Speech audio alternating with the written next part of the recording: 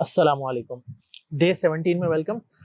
کل ہم نے تھوڑی سی بات کی تھی, تھوڑا سا ہم جو آیتیں تھیں, آیت 40 سے 103 جس میں بنی اسرائیل سے اللہ تعالیٰ خطاب کر رہے ہیں, ان کو نہ صرف کتاب کی طرف بلا رہے ہیں جو نبی اکرم صلی اللہ علیہ وسلم پہ نازل ہو رہی ہے قرآن, اس کی طرف بلا رہے ہیں, بلکہ یہ بھی بتا رہے ہیں کہ تم میں مسئلے مسائل کیا. تو ہم نے تھوڑا سا اس کانٹیکس کا جائزہ لیا تھا, اور جو میں نے آپ کے سامنے ایک چھوٹی سی سمری رکھی تھی کہ ان کے جو اسکالرس تھے ان کی کیا صورت حال تھی اور عام لوگوں کے کیا حالات تھے, وہ سب ان آیتوں کے اندر ہی آپ خود سے پڑھیں گے تو یہ ساری چیزیں آپ پر واضح ہو جائیں گی.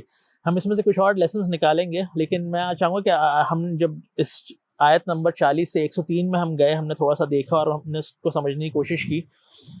تو میرے جو قرآن کے ٹیچر ہیں وہ اکثر کہتے ہیں کہ جب آپ جائیں اور چیزیں پڑھیں اندر, اور جب آپ بہت ساری چیزیں ہو رہی ہوں تو پھر دوبارہ جائیں, go back to the square one, اور سمجھیں کہ اللہ تعالیٰ نے اوپننگ کیا کی تھی, اور پھر وہاں سے وہ دوبارہ وہ چیز ریفریش کریں, اور پھر دوبارہ آ کے اس کو دیکھیں اس منظر کو. تو چیزوں کی جو شکل ہوتی ہے وہ اپنے سارے سب کانٹیکسٹ کے اندر سب فٹ ہونا شروع ہو جاتی ہیں کہ بات کہاں سے نکلی تھی اور کہاں تک گئی. تو آج کے جو ویڈیو اس میں آپ کے سامنے کچھ اینکرز, جن کو ہم کہتے ہیں کہ جو ہم شروع کی 40 آیتیں تھیں اس میں کچھ ریپیٹ نہیں کرنے والا, کچھ جو ہم نے سب کر لیا. میں آپ کو جسٹ کچھ بلٹ پوائنٹس اور ورڈز دوں گا just to refresh our minds کہ اچھا یہ ہم یہ سب چیزیں پڑھ چکے ہیں اور اب یہ آگے آنے والی ہیں. تو بات شروع ہوئی تھی کہ اس کتاب میں کوئی شک نہیں ہے, یہ کتاب ہدایت کی کتاب ہے, صرف متقی اس سے فائدہ اٹھائیں گے. متقی کون ہوتے ہیں؟ اچھا یہ ہوتے ہیں. کافر کون ہوتا ہے؟ اچھا کنفیوز پروڈکٹ کون ہے؟ اچھا دل میں مرض ہوتا ہے ان کے, اور وہ کرپشن کرتے ہیں, فساد برپا کرتے ہیں جہاں وہ ہوتے ہیں, اور اس کو اگر چیک نہیں کیا گیا تو یہ منافقت کی طرف چلی جاتی ہے. اوکے, اور پھر اللہ تعالیٰ مجھے انوائٹ کر رہے ہیں کہ تمہارا ریلیشن کیا ہے مجھ سے, تم عبد ہو اور میں تمہارا رب ہوں. مان جاؤ اے انسان کہ تم میرے غلام ہو, تم میرے بندے اور میں تمہارا رب. یہ بات سمجھ آ گئی. پھر اللہ تعالیٰ بتا رہے ہیں کہ اچھا بندے بن کر آؤ, قرآن جو ہے نا گمراہ بھی میں اسی کتاب سے لوگوں کو گمراہ بھی کروں گا, لیکن اور کسی کو نہیں کروں گا سوائے ان کے جن کے دل میں فسق ہے, جو فاسق ہیں, جو ایک ایجنڈا لے کر آ رہے ہیں, پری کنسیوڈ نوشنز. انہوں نے آلریڈی اپنا مائنڈ بنا لیا کہ مجھے یہ چیزیں چاہیے اور some how Quran should address اور فٹ ٹو مائی ڈیمانڈس. پھر اللہ تعالیٰ یہ سب بلڈ کر کے ہمیں ایک کیس اسٹڈی دکھاتے ہیں کہ آدم علیہ السلام, جو میں نے پہلے انسان کو بنایا تو میں نے اس کو بنانے سے پہلے ہی فیصلہ کر لیا کہ میں اسے زمین میں بھیجنے والا ہوں, اختیار دے کر. اکاؤنٹیبل ہوگا وہ, اور وہ خلف ہوگا, ایک کے بعد ایک جنریشن اس کو ریپلیس کرے گی. اس پہ فرشتوں نے اللہ کے سامنے ایک سوال کر دیا. اس سے یہ پتہ لگتا ہے کہ سوال کرنے میں کوئی مسئلہ نہیں ہے. اللہ کے مقرب فرشتے بھی اللہ سے سوال کر رہے ہیں. اللہ تعالیٰ نے انہیں اپنا پلان بتایا تو انہوں نے اللہ تعالیٰ کے سامنے ایک سوال رکھا. تو سوال رکھنے میں کوئی ایشو نہیں ہے. It's all about your attitude. آپ کس ایٹیچیوڈ کے ساتھ سوال رکھتے ہیں. اگر اس ایٹیچیوڈ کے اندر غرور ہے, تکبر ہے, مذاق اڑانا ہے, تو اس سوال کا جواب نہیں ملے گا کبھی. جب اس سے دل سخت ہو جائیں گے تو راستے بند ہو جائیں گے. لیکن اگر اس سوال کا مقصد سیکھنا ہے, سچائی کو پانا ہے, اس کے اور قریب آنا ہے, تو پھر انشاءاللہ اللہ تعالیٰ آپ کو اس کے قریب لے جائیں گے, کیونکہ یہ سوال والا ایلیمنٹ آنے والا بھی آ گیا. تو خیر فرشتوں نے ایک سوال کیا, اللہ تعالیٰ نے ان کو جواب دیا. وہ کنونس ہو گئے, انہوں نے کہا سبحانک لا علم لنا, there is absolutely no knowledge Allah except with you. You are the source of knowledge. انسان آج دنیا میں آیا اپنا برین اور دوسری فیکلٹیز لے کے, اگر سوچیں یہ نہیں ہوتی تو ہم لوگ بھی کچھ نہیں کر رہے ہوتے اس دنیا کے اندر. تو یہ سب چیزیں عطائی ہیں, یہ دی ہوئی ہیں اللہ کی. تو اللہ تعالیٰ نے فرشتوں کو جواب دیا, فرشتے مان گئے. فرشتوں نے جب اللہ تعالیٰ نے ان کے سامنے سجدے کا مطالبہ کیا کہ آدم علیہ السلام کے آنر میں سجدہ ہوگا, تو فرشتوں کو کوئی مسئلہ نہیں ہوا. لیکن ابلیس جو کہ اسی مجلس میں تھا اس کو مسئلہ ہوا. اس نے کہا نہیں, آئی ایم بیٹر, میں کیسے اس کے سامنے جھک جاؤں, مجھے لگتا ہے آئی واز دا بیسٹ, یہ کیسے بیسٹ آ گیا. اس نے یہ نہیں دیکھا کہ اس کا اور اللہ کا ریلیشن کیا ہے, اور اللہ تعالیٰ کیوں یہ استدلال کر رہے ہیں, کیوں سمجھنا چاہیے اس کو. نہیں, میں کچھ اس کی بات وہاں سے شروع ہوئی ہے نا, آئی ایم دا بیسٹ. خلقتنی من نار وخلقتہ من طین, مطلب مجھے آپ نے, مطلب me and my that was his mindset. اور اس کے لیے اس کو کسی شیطان اور ابلیس نے نہیں بہکایا, یہ نفس کی وجہ سے اس کے اندر ہی تھی یہ چیز. تو آگے گئے, اللہ تعالیٰ نے شیطان کو مہلت دے دی. شیطان نے اپنا پلان اسپیل آؤٹ کیا سورہ الاعراف کے اندر کہ میں آپ کے بندوں کو ناشکرہ بنا دوں گا, اور وہ نہیں کریں گے شکر. فاسٹ فارورڈ کریں اسی واقعے کو, آدم علیہ السلام کو اللہ تعالیٰ نے جنت میں رکھا, تمام نعمتیں نوازی, سب کچھ کھلی آزادی, کہا صرف یہ ایک چیز منع کر رہا ہوں. اور شیطان کو ایکسس, ابلیس کو ایکسس دیا, اور ابلیس نے وہیں سے ان کو بہکا دیا. وہ جو اتنا سب کچھ, اتنی نعمتیں تھیں, وہ اچانک کم لگنے لگیں, اور ڈیزائر کریٹ ہو گئی اس ایک چیز کی جو کہ منع تھی.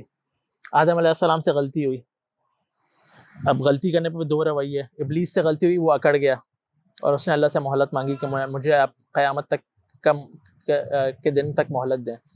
آدم علیہ السلام سے غلطی ہوئی, انہوں نے اللہ سے توبہ کے کلمات سیکھ لی اور توبہ کر لی.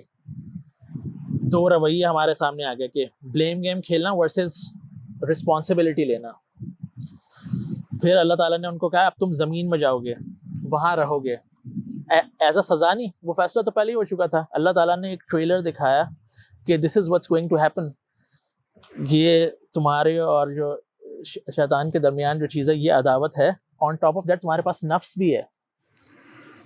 تو اب چیلنج زمین پر یہ ہے انسان تمہارے لیے کہ تمہارے پاس نفس ہے, اور صرف نفس ہی ہوگا, کوئی اور بہکانے والے نہیں ہوگا. تو اس میں بھی اتنا پوٹینشیل ہے کہ وہ اپنی انانیت میں فساد برپا کرے گی, جس طرح ابلیس کے اندر فساد برپا کرنے کی پوری صلاحیت رکھی گئی. تو جو نفس کے اندر ہے نا, فَأَلْهَمَهَا فُجُورَهَا وَتَقْوَاهَا, تو یہ دونوں چیزیں تمہارے اندر ہیں, صحیح ہے. اور آن ٹاپ آف دیٹ تمہارا ایک دشمن بھی اب ہو گیا, ابلیس, صحیح ہے. اور آن ٹاپ آف دیٹ میں تمہیں اختیار بھی دے رہا ہوں زمین کے اندر. تو اب کیا ہوگا, فَإِمَّا يَأْتِيَنَّكُم مِّنِّي هُدًى فَمَن تَبِعَ هُدَايَ فَلَا خَوْفٌ عَلَيْهِمْ وَلَا هُمْ يَحْزَنُونَ. تو اب جب بھی یقیناً یاتینکم, یقیناً تم لوگوں کی طرف آئے گی ہدایت میری طرف سے, تو جو میری ہدایت کو فالو کرے گا اس کو اس بڑے دن نہ کوئی غم ہوگا, نہ اس کو کوئی خوف ہوگا, نہ اس کو کوئی غم ہوگا. اس کے برعکس جو اس کا کفر کرے گا, جو اس ہدایت کو پس پش ڈال دے گا, جو یہ کہے گا کہ نہیں یہ ہدایت ہے ہی نہیں, آئی ڈونٹ نیڈ دیٹ, وہ اس روش پہ چلے گا, تو اللہ تعالیٰ کہیں گے پھر اس کے لیے سخت عذاب ہے. تو یہ پورا سینیریو ہے. تو اللہ تعالیٰ نے کہا ہدن, ہم نے سورہ فاتحہ میں اللہ سے کیا مانگا تھا, اہدنا الصراط المستقیم, ہدایت مانگی تھی. تو قرآن میں پہلی جو آیت, وہ جو سورہ بقرہ میں کہ ذالک الکتاب لا ریب فیہ ہدی للمتقین, ہدن گائیڈنس کی بات ہو رہی ہے. بھائی گائیڈنس دنیا کی سب سے بڑی نعمت ہی یہی ہے. اس کو ہم نیکسٹ ویڈیو میں ڈسکس کریں گے. لیکن یہ پیش نظر ہونا چاہیے, یہ پیچھے ہونا چاہیے مائنڈ کے اندر کہ یہ بات یہاں سے چلی تھی. تو اللہ تعالیٰ نے کہا انسان کی طرف میں ہدایت بھیجتا رہوں گا, کیونکہ تم خلیفہ ہو, تمہارے پاس ایک جنریشن آئے گی, دوسری آئے گی, تیسری آئے گی. تو اب جو یہ سینیریو جب ہم اس آیتوں پہ پہنچ گئے 40 میں, یہ اس وقت ہے جب نبی اکرم صلی اللہ علیہ وسلم کو اللہ تعالیٰ نے نبوت کے عہدے پہ فائز کر دیا تھا. نبی اکرم صلی اللہ علیہ وسلم آلریڈی 13 سال مکہ میں گزار چکے ہیں, وہاں پر لوگوں کو میسج دے چکے ہیں, وہاں لوگ بات نہیں مان رہے, اللہ یہ کہ اتنے مشکل حالات ہو گئے کہ انہیں اپنی جان بچانے کے لیے ان کو اور صحابہ کو ہجرت کرنی پڑی. اور وہ ہجرت کر کے یہاں مدینے آئے, اور مدینے میں کچھ لوگ تھے جو کہ انتظار کر رہے تھے ان کی کتاب جو کہ اللہ تعالیٰ نے مختلف انبیاء کو بھیجی. وہ اپنی تورات میں اس آخری پیغمبر کا انتظار کر رہے تھے کہ وہ آئیں گے اور وہ ہدایت مکمل ہو جائے گی. انسانیت اس پیغام کا, اس میسج کا انتظار کر رہی تھی. لیکن جب رسول چلے جاتے ہیں اپنی امت کو چھوڑ کے, تو پیچھے انسان کرپشن کر سکتا ہے. لوگوں نے کتابوں میں چینجز کیے, اپنی طرف سے آیتیں ادلا بدلی کی, لکھی گئیں, آگے پیچھے کر لیں, ہوتی رہی, کیونکہ اللہ تعالیٰ پھر نبی بھیجتے تھے, پھر وہ چیزیں کریکٹ ہو جاتی تھیں. اب کیونکہ نبی اکرم صلی اللہ علیہ وسلم کے بعد کوئی نبی نہیں آئے گا, تو قرآن ایک ہی رہے گا, مرتے دم تک, قیامت تک ایک ہی قرآن رہے گا. ہاں اگر میں اور آپ اپنے ایجنڈاز لے کر آ رہے ہیں تو یس, ہم اس کو توڑیں گے, مڑوڑیں گے, فرقے بنائیں گے, لڑیں گے, مافیاز بنا لیں گے.